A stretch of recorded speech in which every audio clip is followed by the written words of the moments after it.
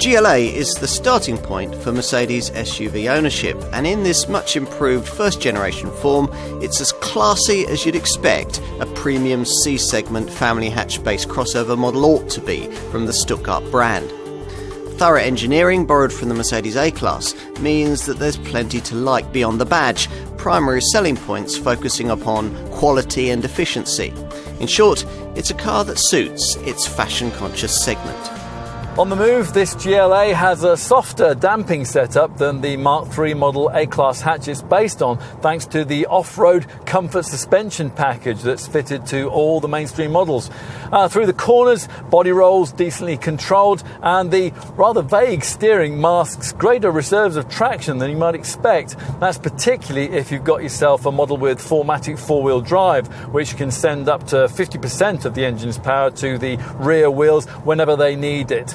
Most versions of this car come with selectable driving modes. Now, Mercedes calls its system Dynamic Select, and as usual, it's one of those ones that will appropriately tweak the steering feel, the throttle response, and on the automatic models, the gear shift timings to suit the way that you want to drive.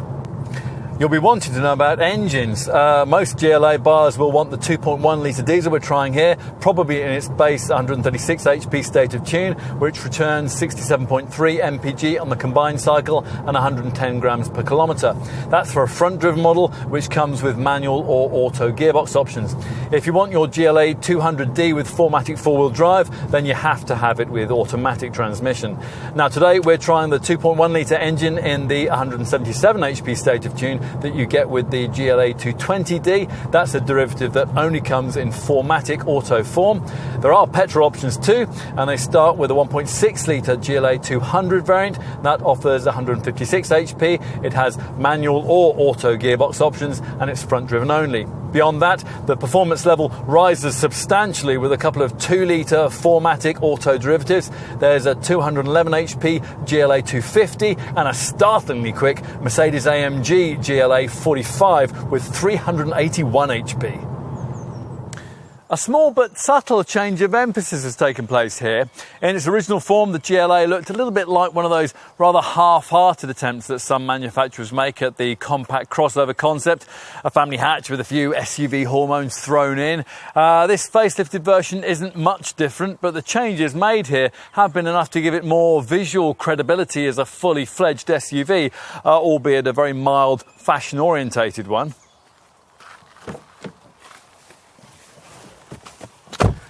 Let's take a seat up front. Now it's a higher perch than you'll get in a comparable A-Class, thanks to that slightly loftier ride height, but other rivals do seat you more commandingly. Otherwise, the cabin architecture is very similar to a third generation A-Class, which means yet another interior inspired from the world of aviation, with your eye immediately drawn to the 5 circular air vents. They're styled to resemble jet engines and finished in cool touch electroplated metal trim. The 3 grouped in the centre of the fascia sit below what remains a rather unusual touch, this freestanding central media display. It looks a bit like an iPad that's been bolted onto the upper part of the centre console as something of an afterthought. Actually, though, it is a fully integrated infotainment system that offers its media connectivity via a tablet-style screen, which is 8 inches in size, provided you avoid entry-level trim. Time to take a seat in the back. Knee room is quite limited compared to what you get in, say, an X1 or a Q3, but legroom isn't too bad by class standards, although you'll have hardly any if you find yourself in the middle of the bench, a position that's compromised by this prominent centre transmission tunnel. So let's have a look in the boot now. The heavily styled rear light clusters do necessitate a rather narrow opening, but once the hatch powers up, you'll find 481 litres of space.